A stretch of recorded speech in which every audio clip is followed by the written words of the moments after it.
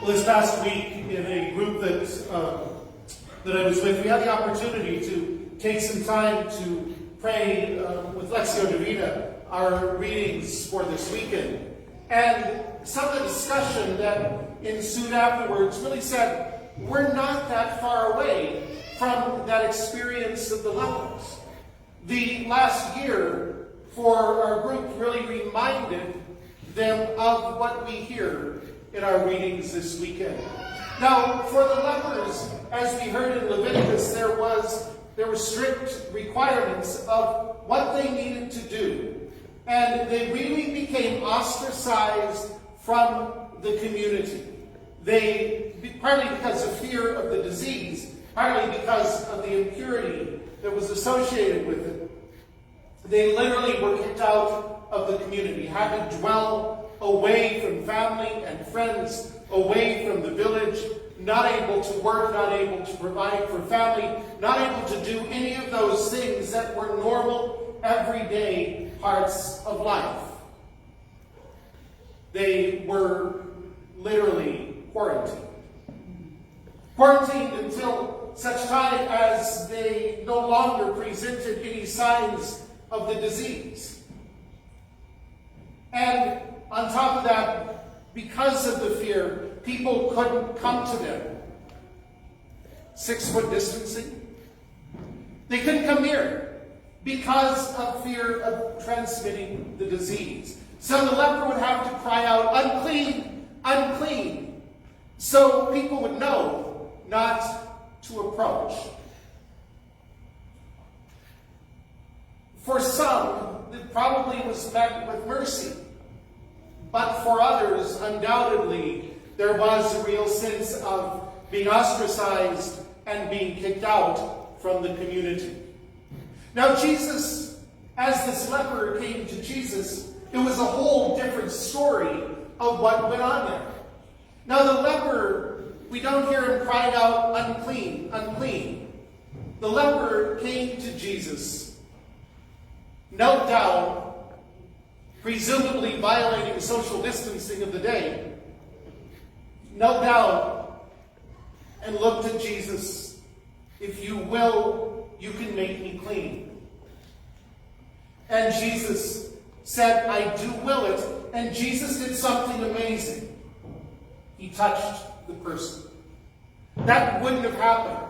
It would have been, again, fear of transmission of the disease, as well as it would have left Jesus ritually impure, and he would have had to go through a lengthy purification process. But Jesus didn't count the cost. He reached out, he touched the man, said, "I do will it. Be made clean." In that instant, in that moment, physically, he was healed. Spiritually and emotionally, in that sense of touch, he was healed. And undoubtedly, it was a sense of resurrection. Because in that moment, this man was able to return to life. Go show yourselves to the priest. Offer the prescribed offering. That'll be sign to them. Sign not only that this man now was healed and could go back into his regular life, but also sign of the Messiah. And of course, the excitement of the man, he goes around and spreads the news, the whole story. This is what happened to me. You can't fault him for that. He was going back to his life. He was healed in this miraculous moment in his life. We're not that far away from biblical days. And yet, for us, we hopefully respond always with that sense of mercy, that sense of care. But I know in this world that we live in, you hear a cough, and it's like, that might be COVID. You know, that's the first response.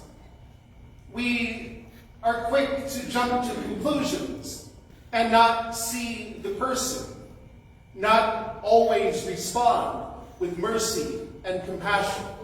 Early on in the pandemic, we talked a lot about how we could reach out to others, responding by calling and remaining in contact with those who were quarantined, those who were staying at home, sheltering in place, making sure that people had enough food and the necessities of life, making sure that there was that contact, even if it couldn't be physical contact.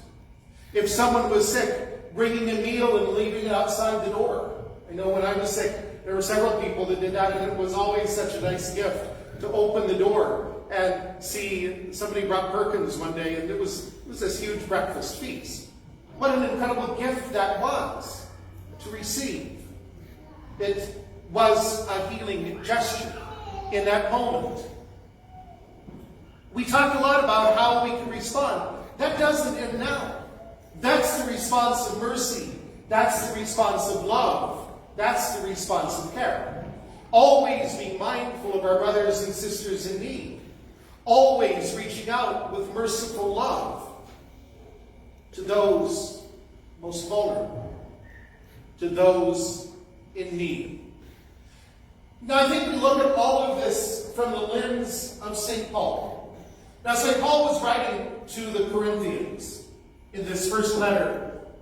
And this passage begins, brothers and sisters, whether you eat or drink or whatever you do everything for the glory of God. Do everything for the glory of God. So, it's how we serve others. We serve others for the glory of God. We reach out in merciful love and compassion for the glory of God. But we carry that even further. Everything that we do everything for the glory of God. So if we carry the weight of illness or suffering, or the weight of the pandemic and continuing restrictions, we do that for the glory of God. We carry those crosses, not with grumbling, not with complaint, but we do that for the glory and honor of God. We carry illness and suffering. We carry that cross for the glory and honor of God. We love our husband or wife, especially on this Valentine's Day, for the glory and honor of God. We care for our kids for the glory and honor of God. Let everything that we do not be for our own glory, not be for ourselves, not be driven out of the things of this world, but let everything that we do, everything that we are, be for the glory and honor of God. As we prepare to enter into Lent with this Ash Wednesday this week, that would be a great point to reflect upon.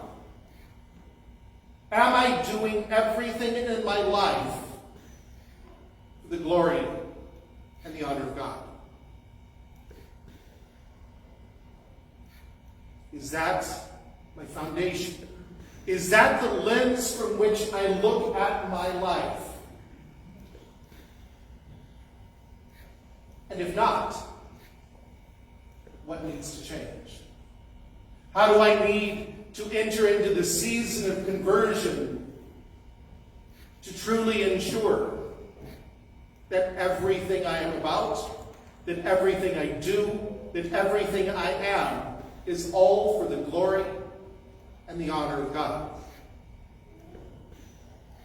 As we carry illness, as we walk the road of suffering, as we care for others, as we take every breath of our lives, is everything I do the glory and the honor